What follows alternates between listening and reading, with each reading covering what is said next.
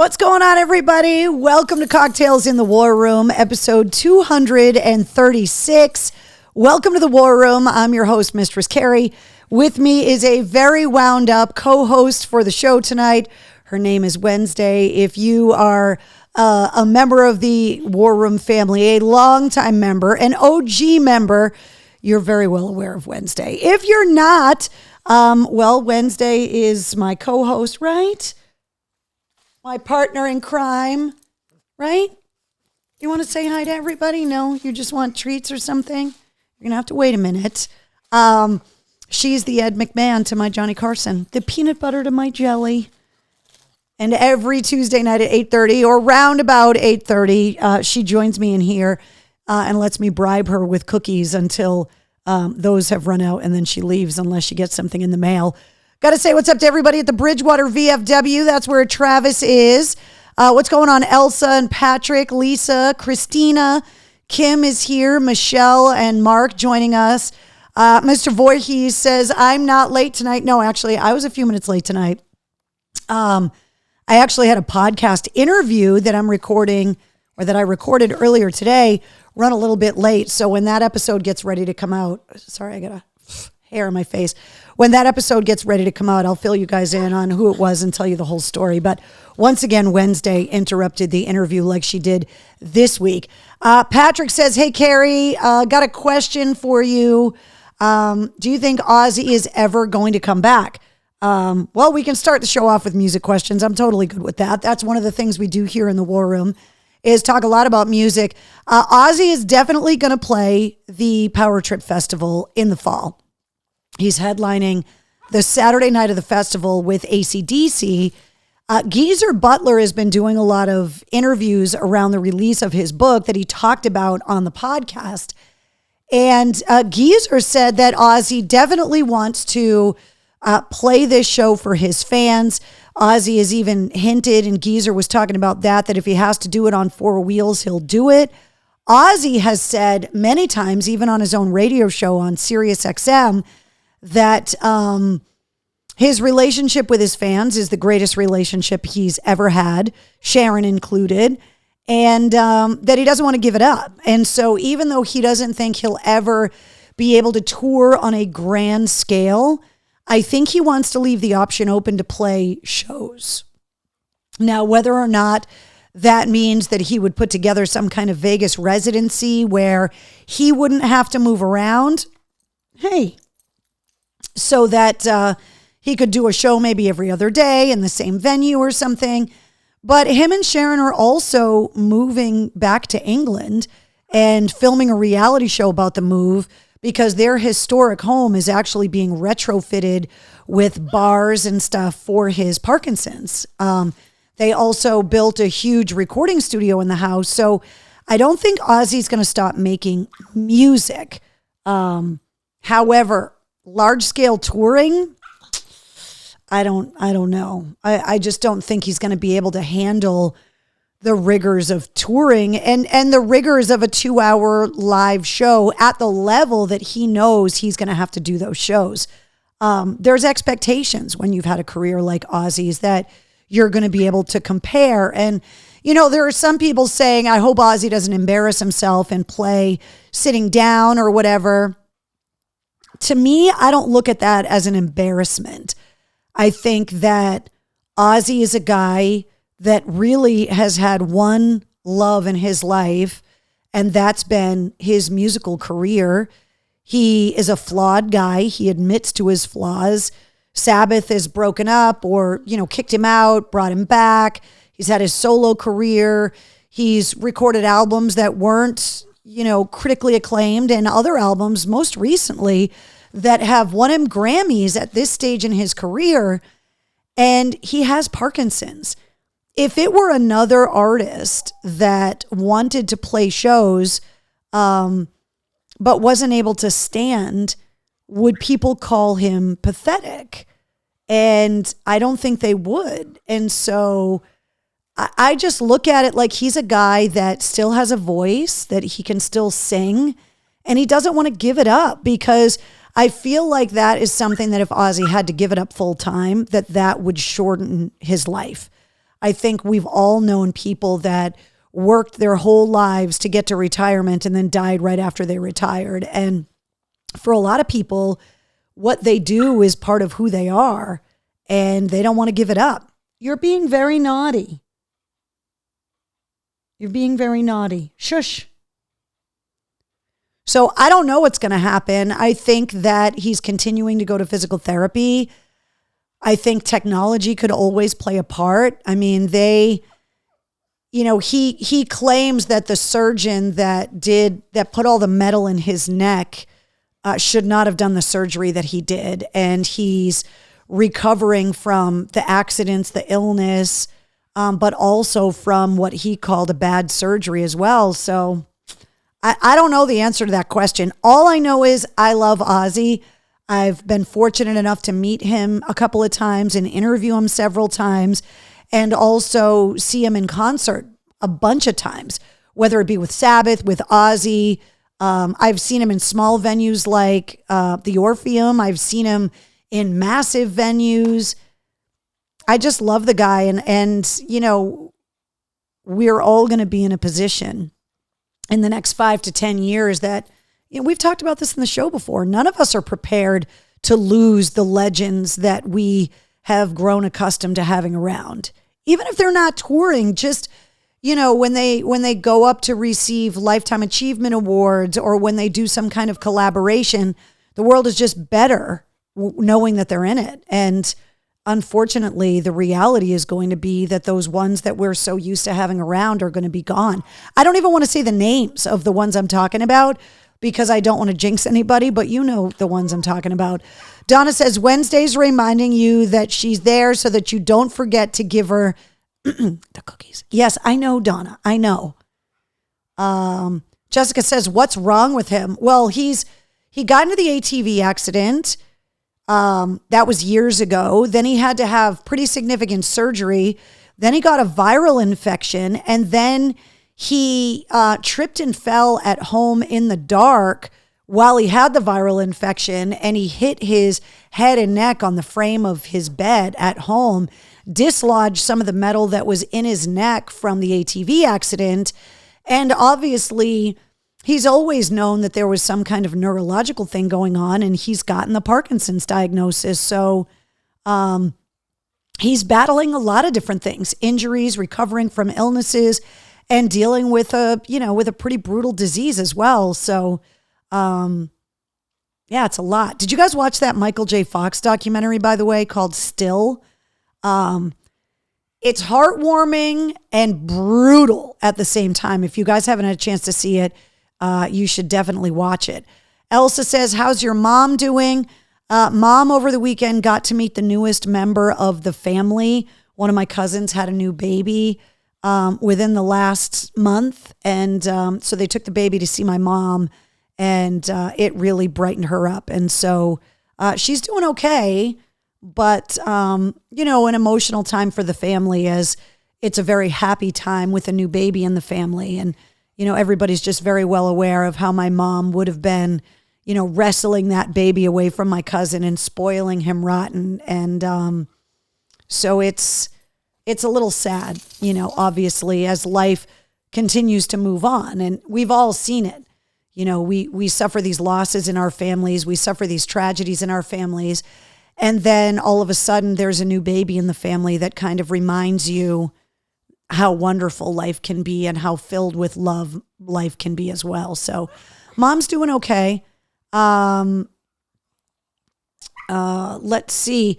Carrie, can we toast the Stars and Stripes on Flag Day today? Yeah, and tomorrow's the Army birthday. So tonight, guys, not product placement. Tonight, I am not drinking. I have been battling pretty severe voice issues the last few days.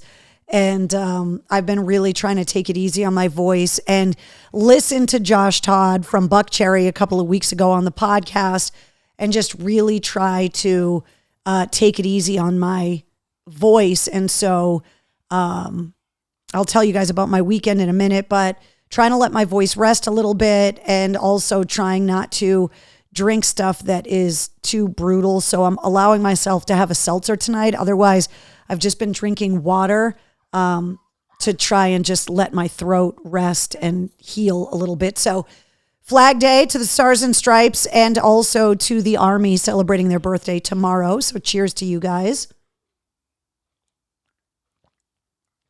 It is a Temple Tuesday or a mocktail in the war room instead of cocktails in the war room tonight. What's up, Craig? Fingers crossed for you, Craig, and that miracle as well. 100%. Craig, wow. Let's see. Walter says, cheers to Flag Day and to the Army. Michelle says, cheers. Carrie, have a couple cigarettes and have some rest. I don't smoke, Tom. The voice just sounds like this naturally. I haven't had a cigarette in what would have been, this coming New Year's Eve will be my 30th anniversary of not having a cigarette. I smoked my last cigarette New Year's Eve, 1993, 1994, at the Boston Garden at the Aerosmith Muddy Muddy Boston show. So, Tom, a lot of people have said, you must smoke butts. That's why your voice sounds like that. I don't. It just sounds like this from too much use, lots of bitching. Michelle says the damn allergies are driving me crazy. Marcy says me too. Lisa says, wow, that's 12 years for me not having a cigarette. So Keith says, you tell me when you want me to have a drink for you. Keith, knock them back. It's been a very long week. It's a very busy week and it's only Tuesday. So you go right on ahead. Tom says, I don't smoke either. I hate smoking. I understand. My mom was a lifetime smoker. When I did smoke, I was an obnoxious smoker about it, like Dennis Leary and his old stand-up acts. The longer I go without smoking, the more I realize just how bad it was for me. But people are still, battling it and still trying to quit. And some people just want to smoke, and it just is what it is. Let's see. Dave says, congrats. I'm happy I never picked up the habit. I was one of those kids that was riding my bike to the store to buy my mom cigarettes.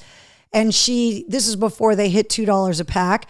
And I used to get to keep the change from the $2. And I always bought candy cigarettes so that I could smoke with my mom.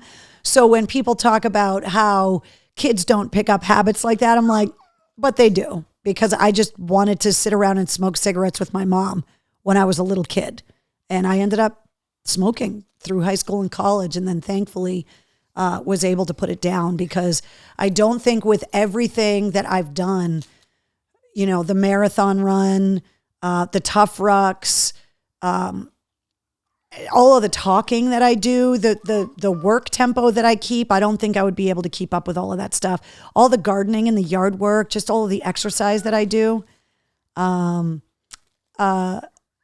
Michael says, I chain smoke candy cigarettes every day.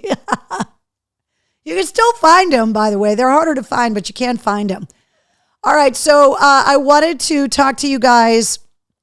Wait, I'll let you guys see Wednesday, first of all. She's sitting right here, begging. Will you back up a little bit, please? And be a good girl. Huh?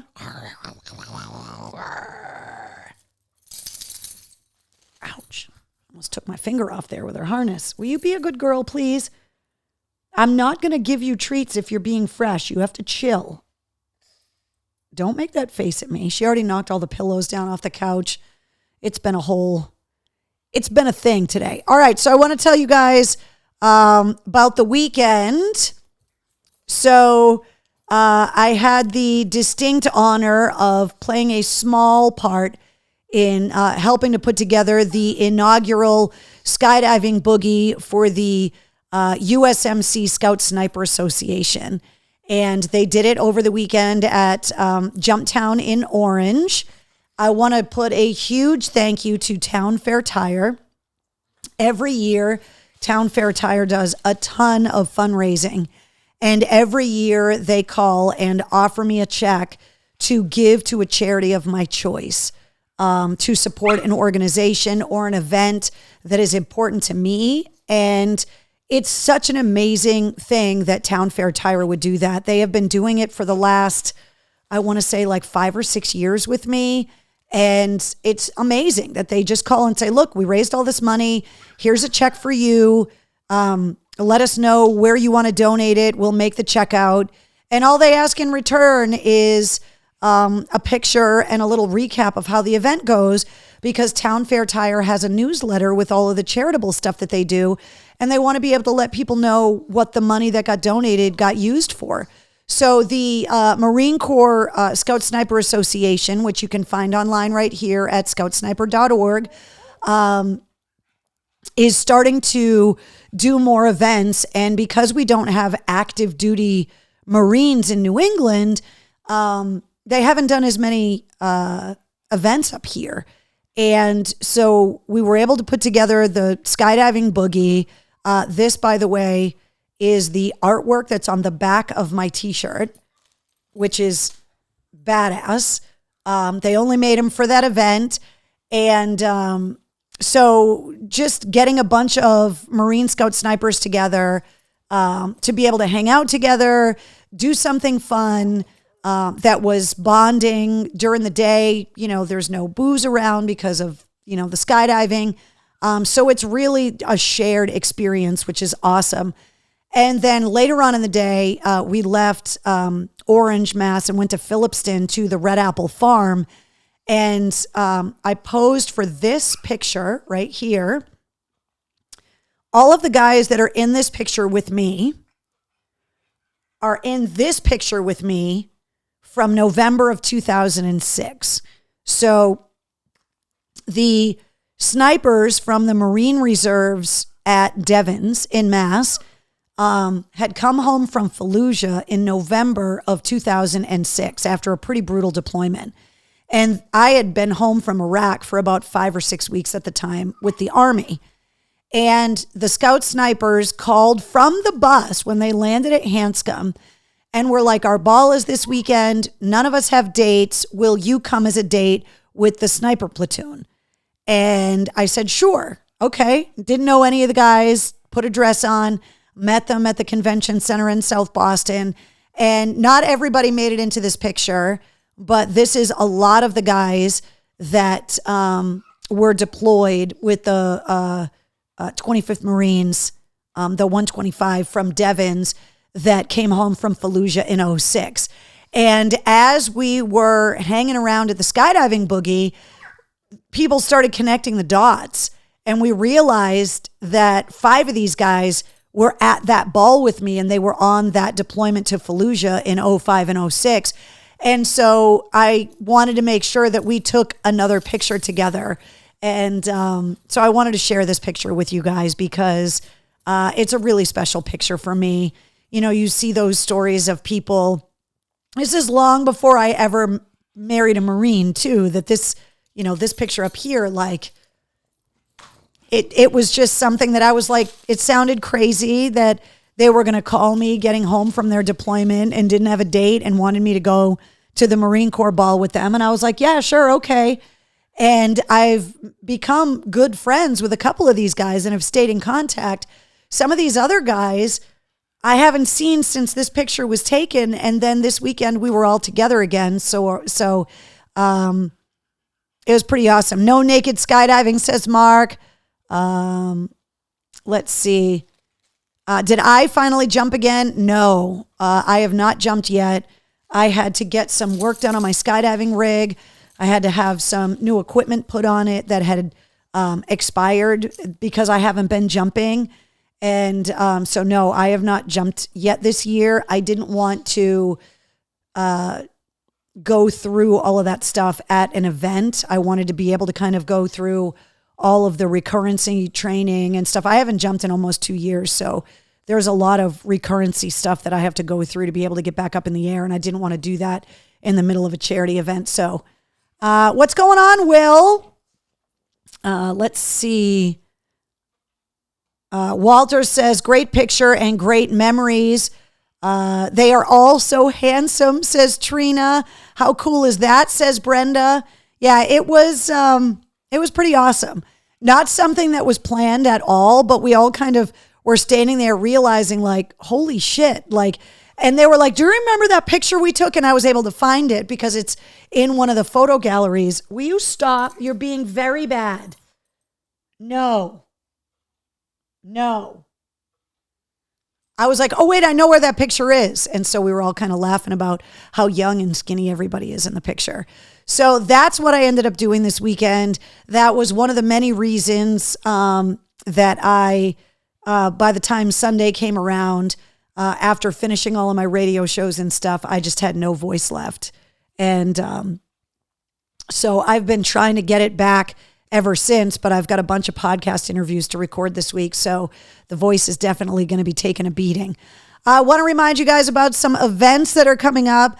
The Pike has got a bunch of shows happening. The first is Hairfest, which is coming up August 19th. The Four Horsemen, the Metallica tribute, are headlining this one. Rockfest coming up September 9th. Love Sexy, the Prince tribute, is headlining that one. All of these are at Indian Ranch in Webster. Tickets for all of these are on sale now. Also, the Pike's 19th birthday bash is at Indian Ranch coming up on September 2nd. And George Thorogood and the Destroyers celebrating 50 years of rock. And it's our 19th birthday at the Pike. So all three of those shows are up on the events calendar and tickets are on sale for all of them. I am going to be making some more trips up to Portland this summer for some more events with The Bone. So if you didn't know, you can also hear me every weekday afternoon on 106.3 The Bone in Portland, Maine. And I am going to be spending a lot of time up there doing events, going to shows up there as well. So very, very busy this summer. Okay. Wednesday, why don't you just chill? Huh? Why don't you just chill? All right. So it is a no drinking night for me. So I thought that I would do a no drinking drink too, a mocktail, if you will. So they have a Virgin Leah, and it is 4 ounces of tomato juice. I'm not a big fan of the tomato juice, I got to be honest, but a lot of people love them, especially when they fly. So 2 ounces of passion fruit juice, half of a yellow pepper sliced, a teaspoon of honey, and 1 to 2 dashes of Wash Your Sister sauce. And it says to place the pepper slices in a blender and add the juices and then blend on low, add the honey and the Worcestershire sauce, and then add ice cubes, blend on high, pour through a strainer and into an ice-filled highball glass and serve. That is a non-alcoholic Virgin Leah. So for a Mocktails in the War Room tonight or a Temple Tuesday, I wanted to give you guys kind of a Bloody Mary, but kind of not. Thought it was kind of interesting. The yellow pepper I thought was interesting. I'm assuming they put that in there to add a little sweetness. But tomato juice and passion fruit juice was not something that I ever thought about putting together. But if it's good, give it a whirl. Especially on a hot day in the summertime. It could be good. Might be good when you're traveling too. A lot of people drink tomato juice or like V8 or something when they fly. And the airlines have tried to take it off the drink menu, and so many people complained that they put it back on. So Elsa says, I made homemade chocolate-covered strawberries with peanut butter sauce, and they taste absolutely amazing. Worcestershire sauce. Yeah, exactly. What the fuck? No, just drink water instead, says Steven. Water, I guess, can get boring after a while. So did you just call Worcestershire sauce Wash Your Sister sauce? You never heard anybody say that before? Yeah, Wash Your Sister sauce. Stacy says, I am dying. Try it once. Quite the mix. I have never heard it pronounced that way before. I've heard it a bunch of times on TV. I think I heard it on Diners, Drive-Ins, and Dives. It just cracked me up. So, Bloody Marys when I fly for sure, says Brenda. I want to hear her say that sauce again. Wash Your Sister sauce. Exactly. Just get a craft beer at the Red Apple. Let me tell you, I got the cider at Red Apple, and it was delicious. Let's see.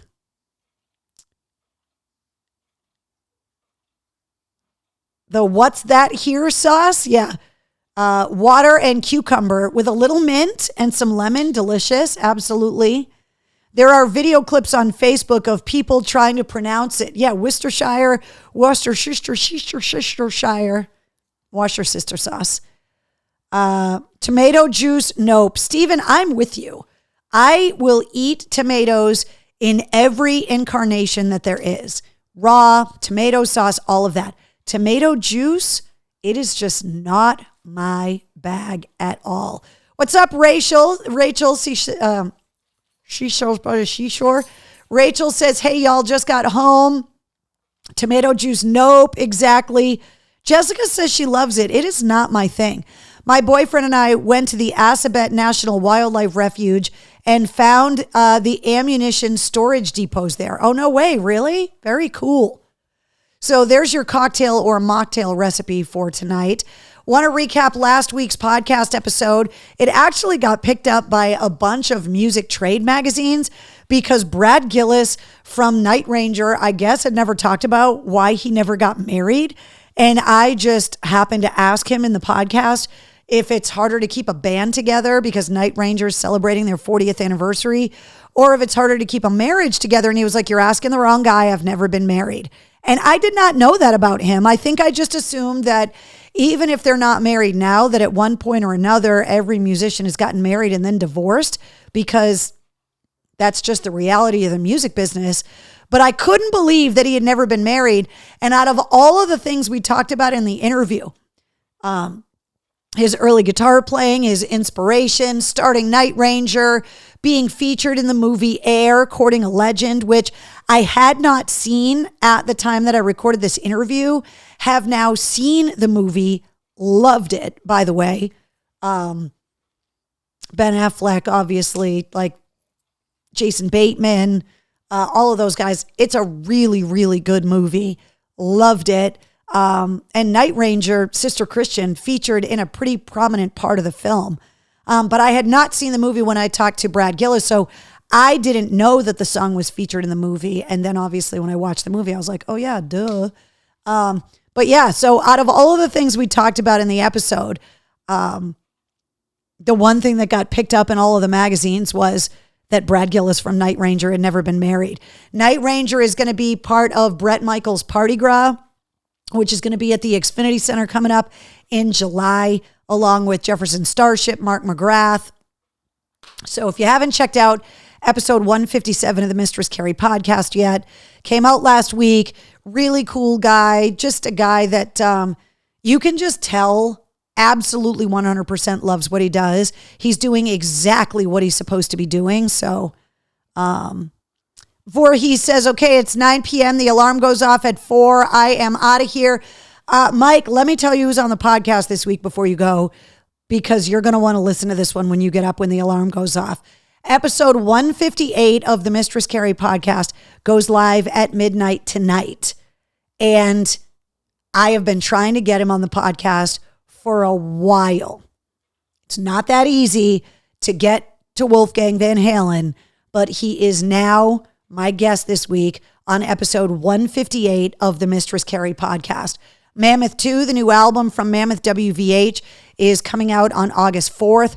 On August 12th, Mammoth WVH, along with Sevendust and Alter Bridge, are playing at Foxwoods at the Premier Theater, and was super excited to be able to talk to Wolfgang about the Metallica tour, about his buddies in Alter Bridge and Sevendust.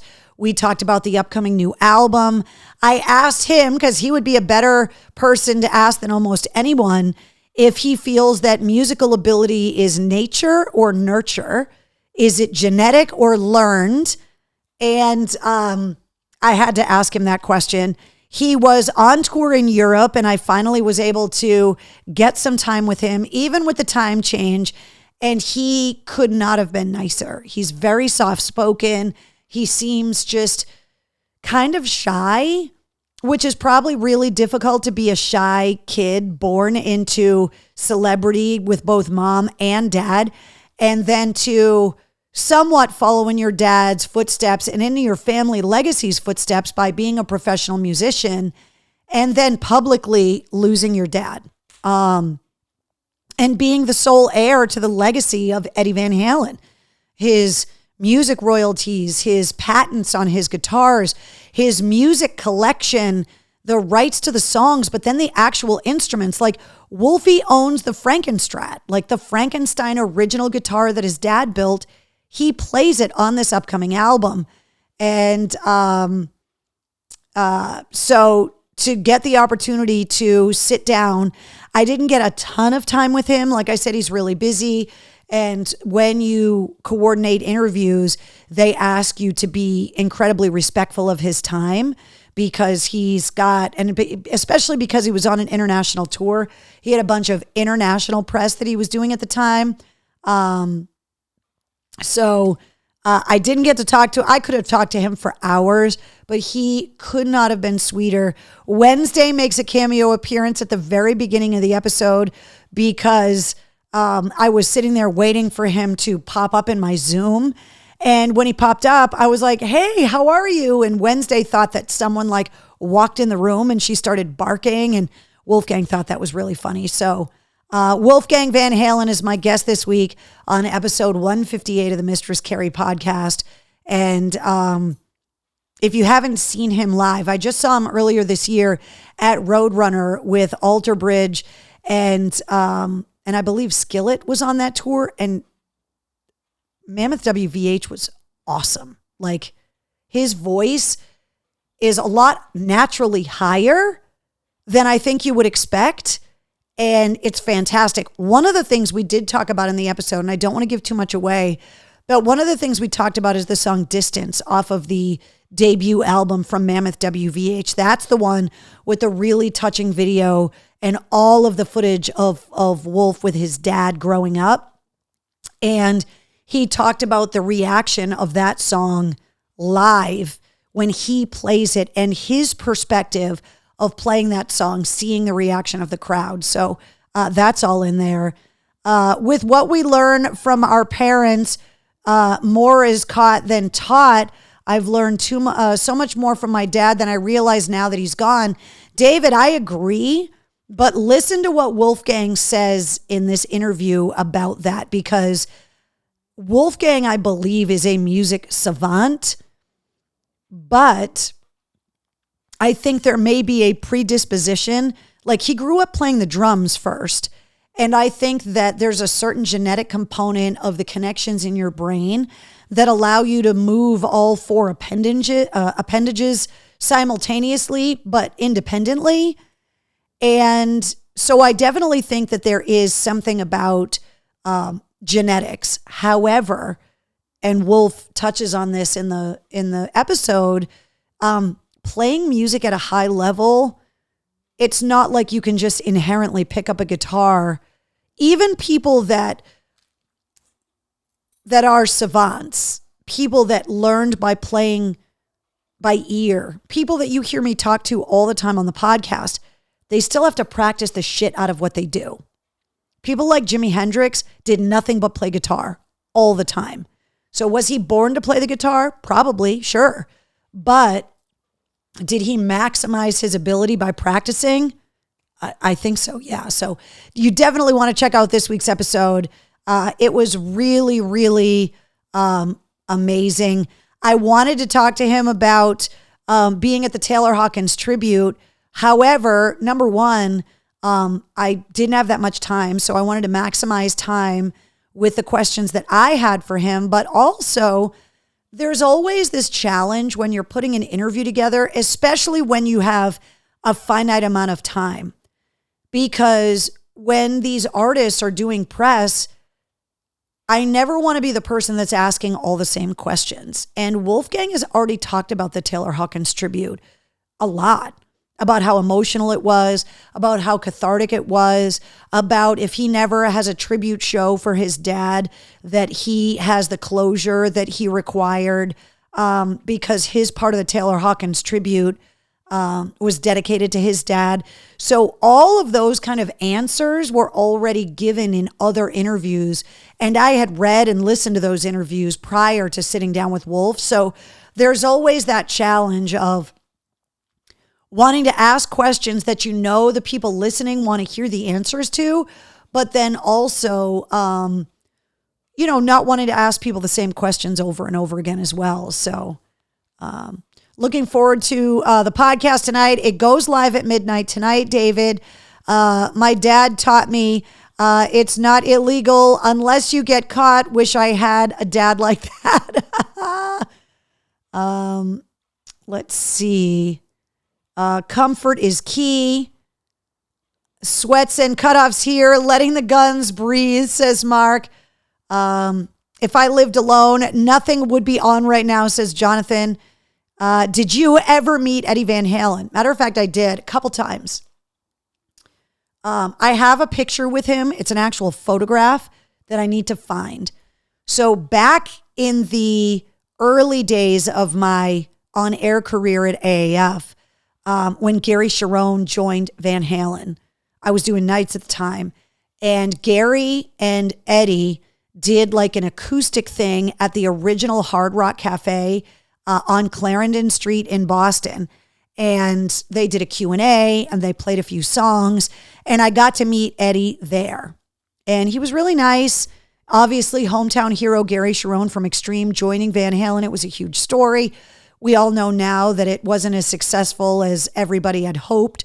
If you go back and listen to the Kevin Martin interview, Kevin Martin from Candlebox, in the early days of the podcast, like right after Eddie Van Halen died, he actually talked about playing golf with Eddie Van Halen, and he didn't know that he was going to be playing golf with Eddie Van Halen. And one of the stories that Kevin told me in that interview was how Eddie talked to him about the Gary Cherone era of Van Halen and how the execution of Van Halen 3 did not do justice to the quality of the songs that Eddie and Gary had created together.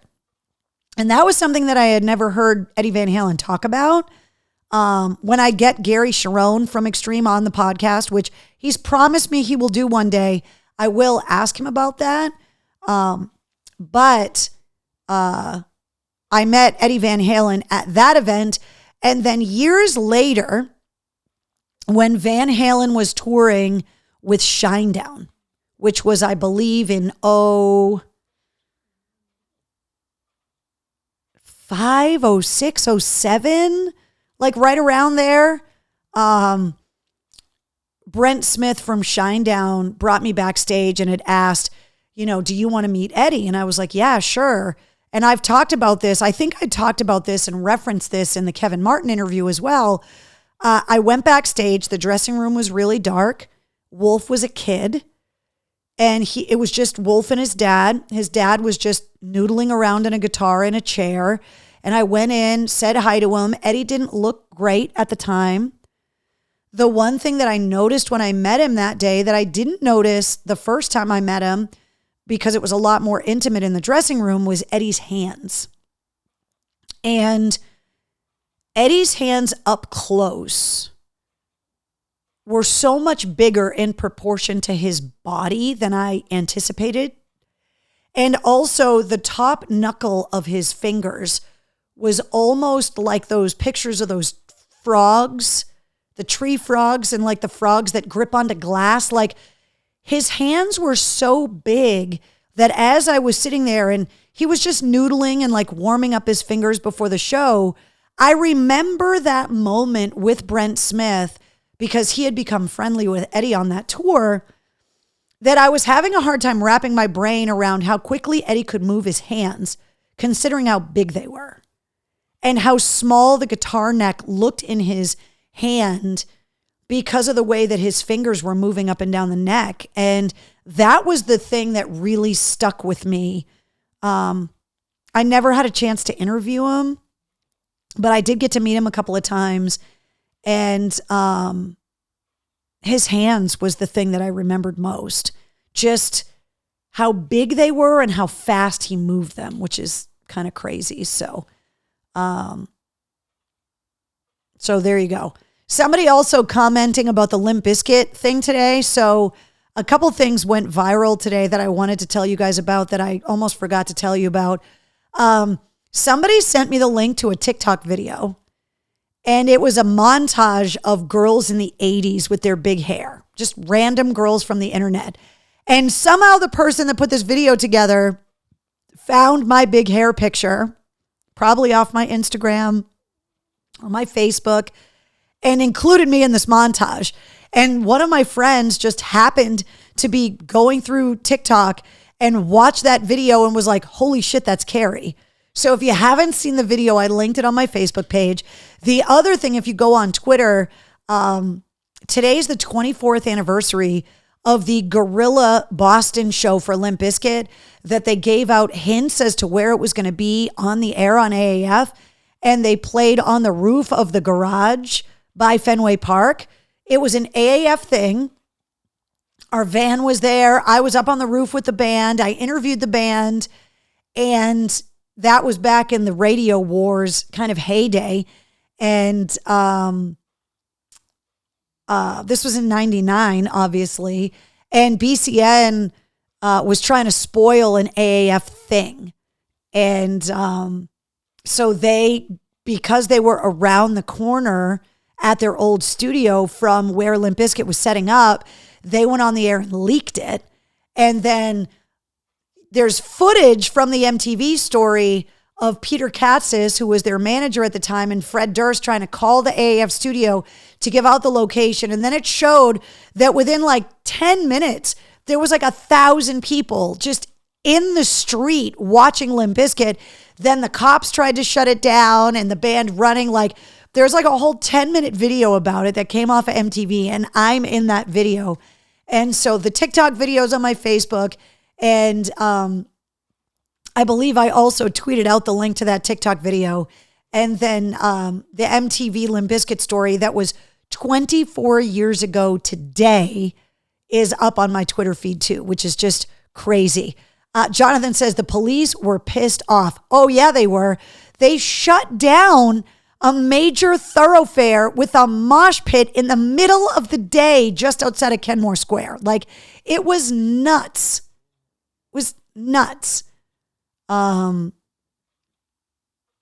Let's see. Jessica says, love your purple hair. Thanks, Jessica. No, I've never heard the Eddie Van Halen Limp Bizkit story, I don't think. But if somebody wants to put it in the comments, that would be pretty funny. But I did want to share that anyway, because I meant to remind you guys that I tweeted those videos out if you want to go back and watch them. So super excited about episode 158 featuring Wolfgang Van Halen from Mammoth WVH goes live at midnight. If you subscribe to the Mistress Carrie podcast, you get the full-length episodes that come out every Wednesday. You get the sit reps that you get Monday through Friday with your rock news, music headlines, entertainment updates. And then if we have bonus episodes, which pop up sometimes without notice from time to time, that we put those up kind of without warning. That's why you got to subscribe. And by the way, the corresponding playlist for this week's episode is pretty awesome too. So you can subscribe to the podcast at any of these podcast outlets, all of the big ones. You can also listen to the audio from all the podcasts on YouTube, and you can just also go to mistresscarrie.com, hit play on any of the players for whatever episode you want to listen to, and they're all right there. Let's see.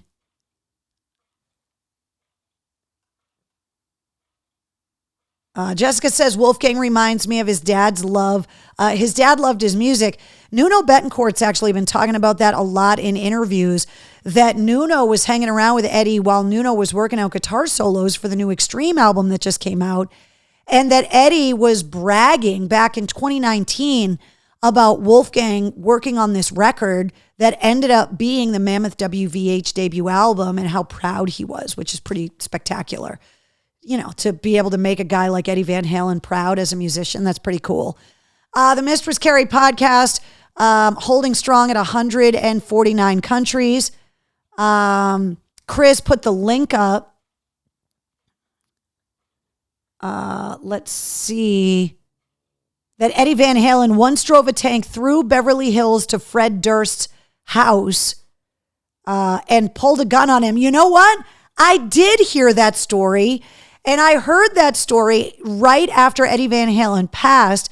Somebody had put a list, like an article up of like the top 5 craziest Eddie Van Halen stories ever. And I totally forgot about that until you just said that. So yeah, go back and read that story. It's pretty hilarious.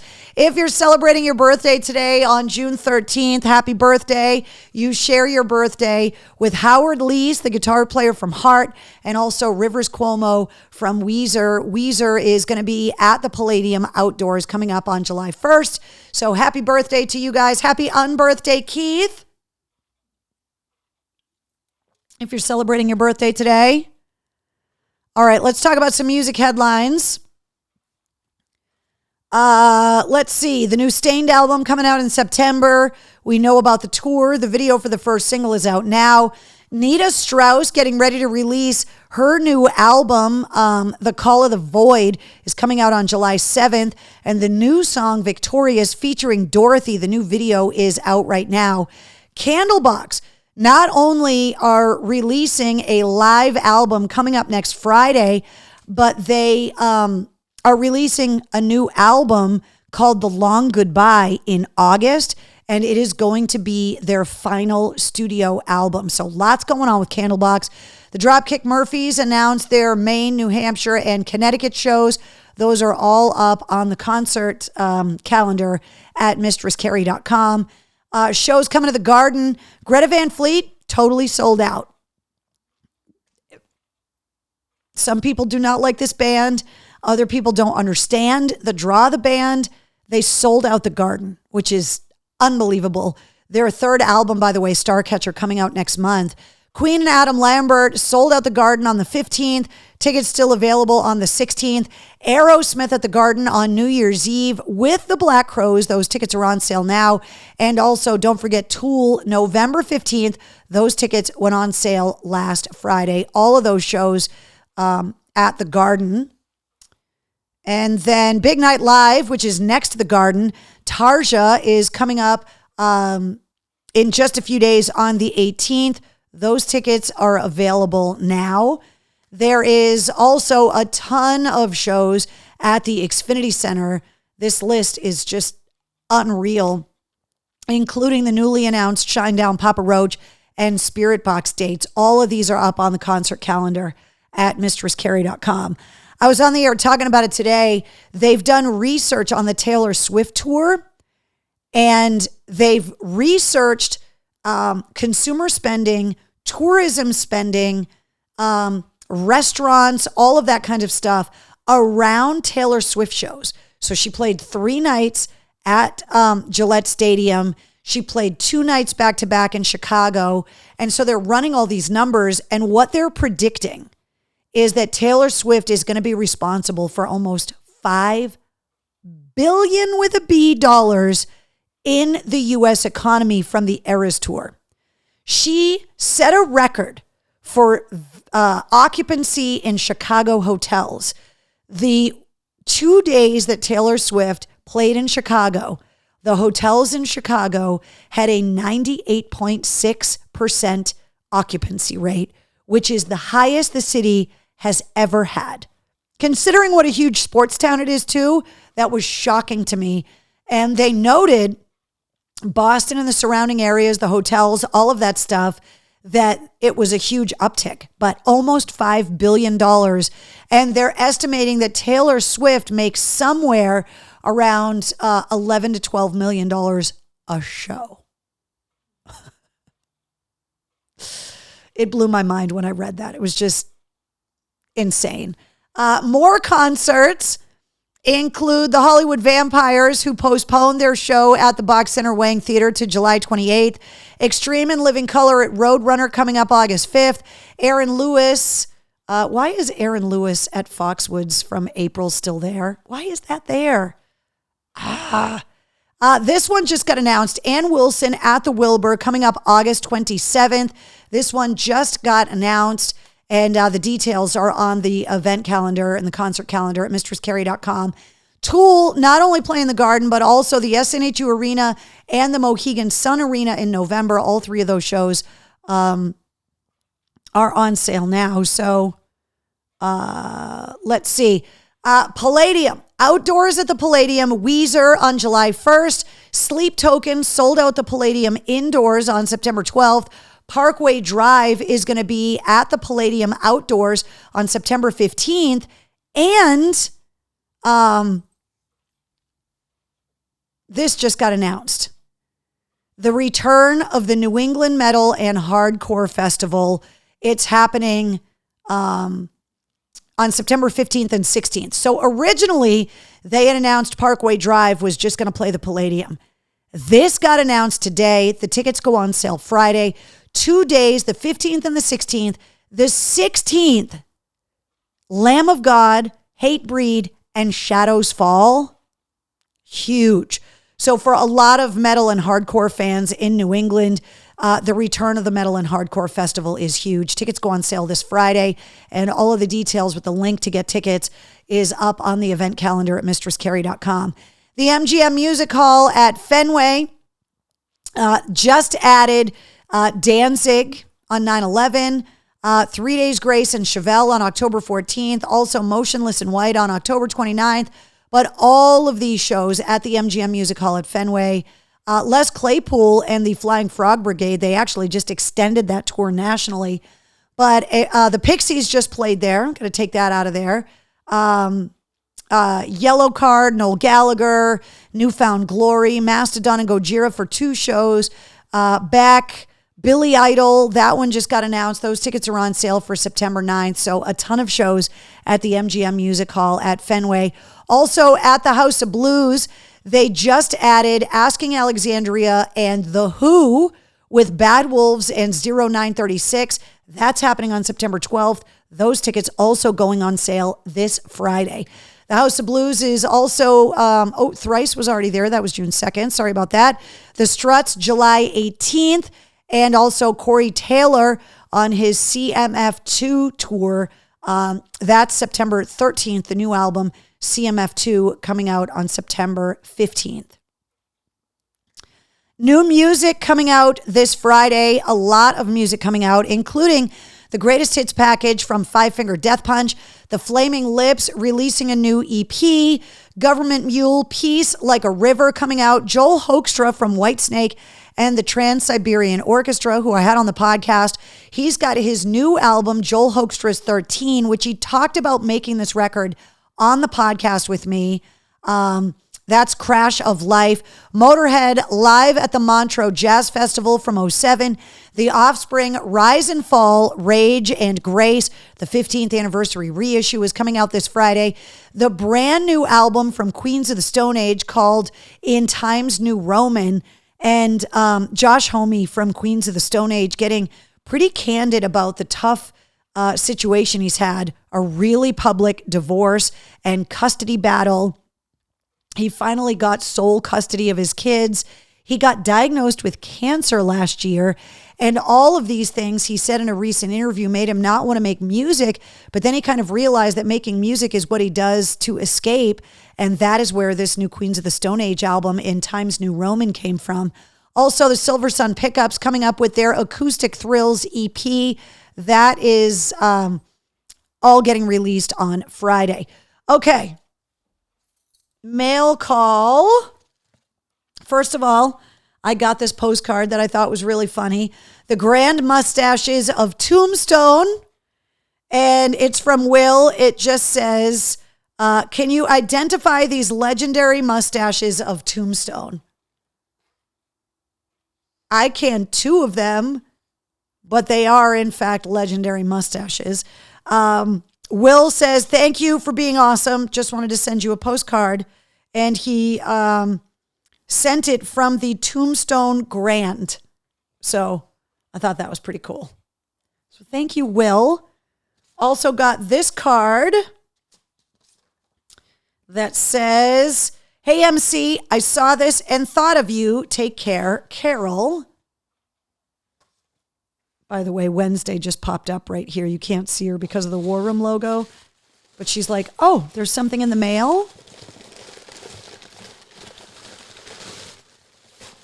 Carol sent me a new coffee mug, which is amazing. My husband is going to laugh so hard, but it's Rae Dunn, which if you've seen on TikTok, people like go insane to collect Rae Dunn stuff. But Carol, this is awesome. And it's like sturdy. You guys know how much I love my coffee. So it's even got stars kind of inside, which I thought was really cool. So thank you, Carol. Wednesday, there were no treats in there for you, but I will give you a treat now that you've calmed down and you've started to be good.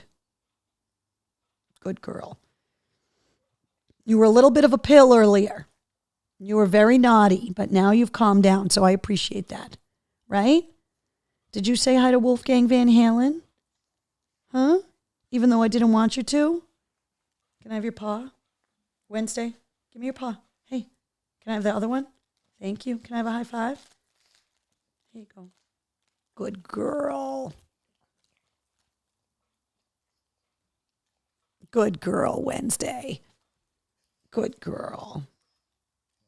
Okay, down. Down. Sit. Sit. Paw. There you go. Good girl. Let's see. Mark says, yeah, go ahead and tell me the Swifties aren't a cult. She writes good songs. All reports from everyone that I know that had to take their daughters to go see Taylor Swift said that the show was one of the best shows they've ever seen. Even though they got dragged there, they said it was unbelievable. So a 3-star Sergeant Mage says, Michaels, that's pretty hilarious. Carol's saying, you're welcome. Are you afraid of suffocating? Suffocating? Carrie, I figured out how to make Dunky's blueberry cobbler iced coffee at home. Rachel, share. Did you get to watch the Succession finale? Christina, I watched it after we left the war room last week. So yes, I did get to watch it. First of all, I love Alexander Skarsgård, the guy that owned Gojo. The firm that wanted to buy the family firm in Succession. So yes, I did watch it. Kieran Culkin did such an amazing job in that show. Like, he was so good. All of the people that were in the show were really good, but I just thought he was so over the top and yet so believable at the same time. And I liked it a lot, but it did not end how I thought it was going to end for sure. Let's see. Gina says, you heard it from me, Carrie, about Taylor Swift at Gillette. Gina, there were a lot of people that I know that were at those shows that took their daughters. And I know a bunch of other people that took their daughters to other shows besides Gillette. I have friends all over the country that went to a bunch of different Taylor Swift shows. And they all said the same thing, that the shows were unbelievable, that the production was unreal, that she is such a show woman, that every song was a hit, that the crowd was going crazy, that she was really singing, hitting all the notes, just all of it. Let's see. Steven says, night, Carrie, got to be on the roof at 5 a.m. Oh, brutal. Good girl, Wednesday. Being nice and mellow now. But there's no more cookies. They're all gone. No, all gone. No, they're all gone. No, they're all gone. There's no more. All gone. All right, what else? We did the new releases. We did the mail call. Want to let you guys know about a last-minute Father's Day sale. I'm doing it to help people that may not have gotten their dad something for Father's Day. So this sale is going through Thursday to give me enough time to package last minute orders and get them in the mail so that hopefully they will arrive in the mail by Saturday and you'll have gifts for dad on Father's Day. Last minute Father's Day sale, 20% off of all the men's t-shirts and tank tops through Thursday. Use the code DAD23. That's your coupon code. And, you can use that right now. It's active right now through Thursday night. So if you're looking for a reason to get dad a t-shirt or a tank top in the online store at mistresscarrie.com, this just got announced earlier today, a last minute Father's Day sale for tees and tanks, 20% off. Use the code DAD23. All right. Backstage Pass members, I am so sorry that we did not get together again on Sunday night. Between being sick and losing my voice this past weekend, it has been really difficult. You guys heard me talk to Josh Todd about it when he was on the podcast a few weeks ago, just about what a beating my voice has been taking with everything that's been going on and me needing to find a way to rest it better, warm it up better, take care of it better. So we are going to get together after Father's Day, 8 o'clock this Sunday night, June 18th. If you don't have a Mistress Carrie Backstage Pass, we do monthly exclusive live streams. I let you know when I've booked podcast interviews so that you can let me know if you've got questions. There is a trip coming up that I will tell you guys about during the live stream coming up on Sunday night, but you get travel blog updates, early access to event tickets. I am in the planning stage. We might be taking the show on the road last minute in the next couple of weeks. I don't have all the details yet. I'm working on it, but the Backstage Pass holders always find out everything first. You also get merch discount codes, exclusive concert ticket giveaways. That includes Avenged Sevenfold tickets, July 19th at the Xfinity Center. Also, Bret Michaels Party Gras to see the aforementioned Night Ranger. That's July 21st. And Mudvayne, that is with Cold Chamber and Nonpoint and Guar and Butcher Babies. That's at the Xfinity Center on July 30th. So if you have a Mistress Carrie Backstage Pass, you want to go to any of these shows, you know what you got to do. You got to hit me up through Patreon. And I'm always trying to hook up Backstage Pass members with tickets. If you're looking for me on social, easy to find. You can also download the Pike app and you can listen to my show on 100 FM The Pike in Massachusetts. And you can also download the Bone app and listen to 106.3 The Bone through the free app in Portland, Maine. Hear me every afternoon as well. Plus, all my socials are right here. I do want to let you guys know that part of the reason I haven't been pushing new Cameo videos is I've been having a lot of problems with my phone, and I believe by the end of this weekend, I will have a brand new phone and I'll be able to update all of my apps and be able to start doing Cameo videos again because I haven't been able to do them recently. So all of this stuff, all the links, all of that right there, and all of those links are available at mistresscarrie.com. So let's see. Jonathan says the prices of some of these concert tickets are ridiculous. Jonathan, I get it. And because so many of these bands couldn't tour because of COVID, they need to get out on the road to survive. And everything is more expensive. The techs are more expensive. The insurance is more expensive. Making the merch is more expensive. The lights, the trucks, the buses, the catering, the sound equipment, the pyro, all of that's more expensive.